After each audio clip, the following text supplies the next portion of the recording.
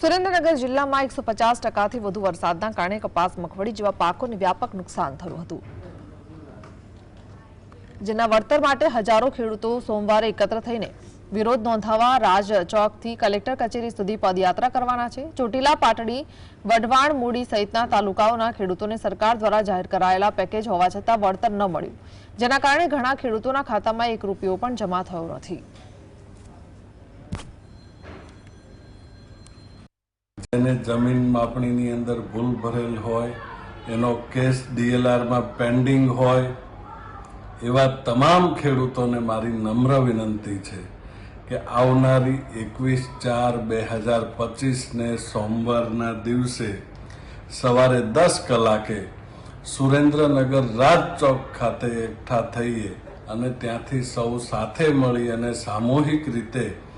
જિલ્લા કલેક્ટરને આ બાબતનું સંજ્ઞાન પત્ર આપીએ।